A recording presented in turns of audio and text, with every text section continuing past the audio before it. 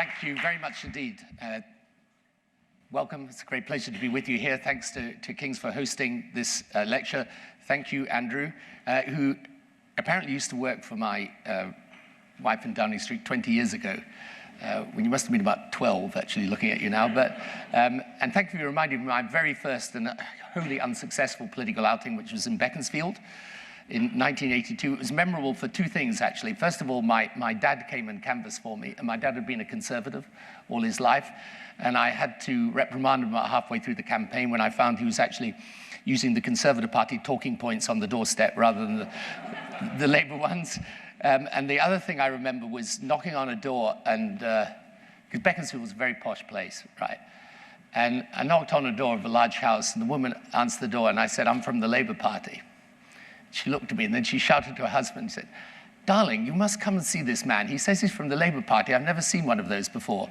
And they then came and studied me as if I was some weird exhibit. And I said to her, "Well, do you think you might be voting Labour?" And she said, "Oh, my dear, absolutely not."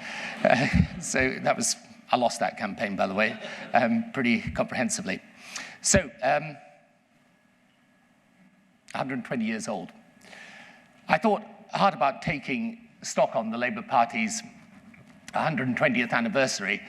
It's not as if my advice is particularly welcome to today's party. But then it occurred to me that there were actually only two people born in the last 120 years who have won an election for Labour. And alas, Harold Wilson is long gone. As for the other two leaders to have won an election, Ramsay MacDonald was born in 1866 and Clement Attlee in 1883. So out of the 120 years, Labour has been in power for just over 30 of them. That is a stark statistic.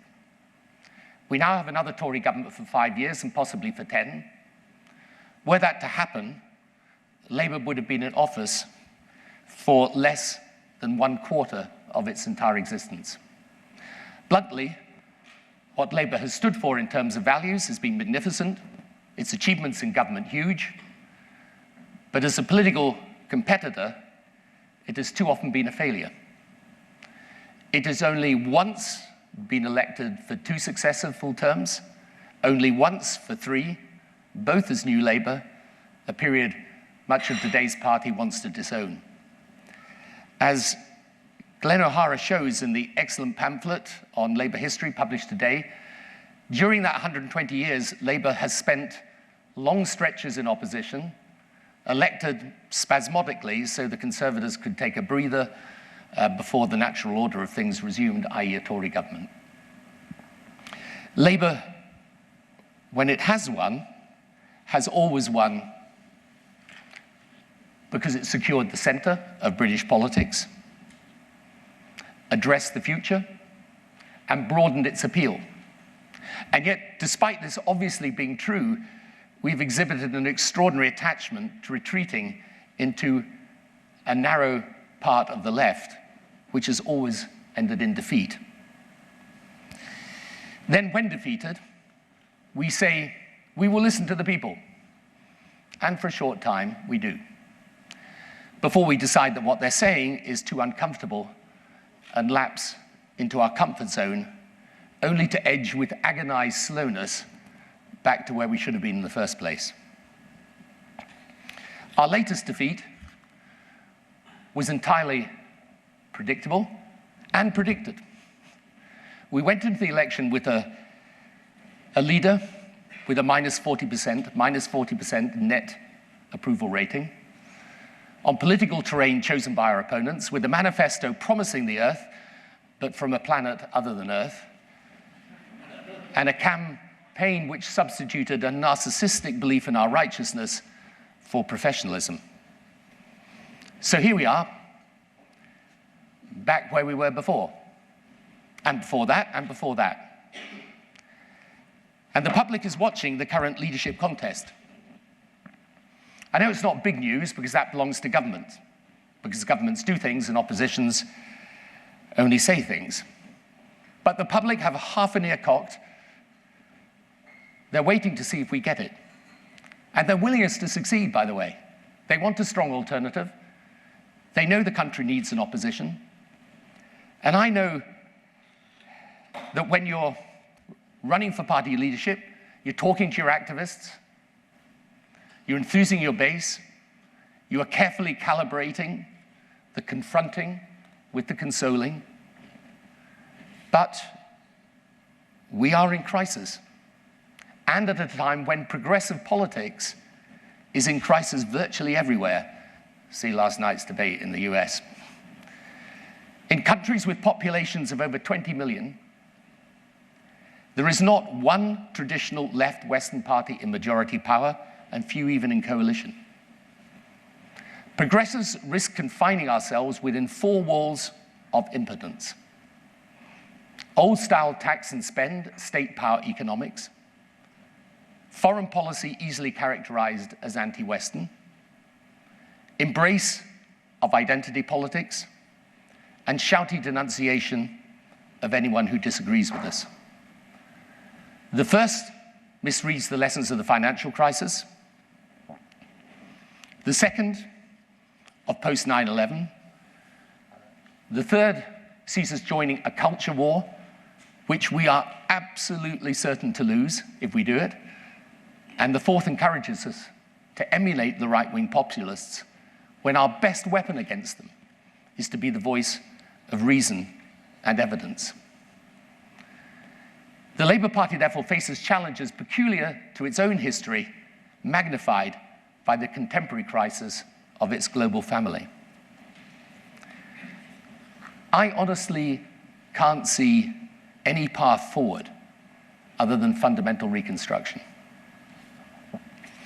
So we could debate a myriad of detailed policies on social care, infrastructure, inequality, crime, education, health, North versus South, coastal versus cosmopolitan, new campaign techniques, social media, and all of them matter. But there are three overarching strategic challenges within which the answers to all of these must be found. Now, for brevity, I'm going to summarize them, though frankly, each one of them is worth a book. And none of them work on their own. They have to be done together. First, we must build a new progressive coalition to put Labour values into practice. We must correct the defect from our birth which separated the liberal reforming traditions of Lloyd George, Beveridge, and Keynes from the Labour ones of Hardy, Attlee, Bevan, and Bevan. These traditions became separated by ideas around class, industrial organization, the role of the state, and individual liberty, all of which ideas are time-bound. But they had in common social reform, advancement of opportunity, passionate commitment to fighting poverty and injustice, all of which are timeless.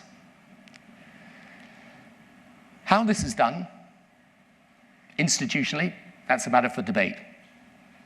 But intellectually and philosophically, it is absolutely essential these two traditions are reunited. With one qualification. Those liberal politicians that I mentioned aspired to govern. Today's Lib Dems would have to show the same clarity of purpose. And remember, there are many progressives who presently do not feel at home in either political party or in any political party. Secondly, if Labour becomes simply more moderate and less extreme, of course it will do better, but not much. The problem is that we have defined radical politics by a policy agenda which is hopelessly out of date, with moderate politics being just a milder version of it. We must redefine what radical means. We are living through a technology revolution, which is the 21st century equivalent of the 19th century Industrial Revolution. It will change everything, and therefore everything must change, including radical reorientation of government itself.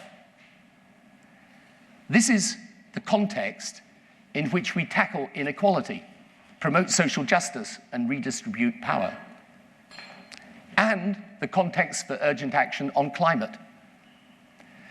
One big change Green politics is no longer single issue. It's an approach that is new to the whole of politics. But it needs a re-engineering of society and the economy, which can't be left to the politics of street protest. What's more, the old labor market isn't coming back.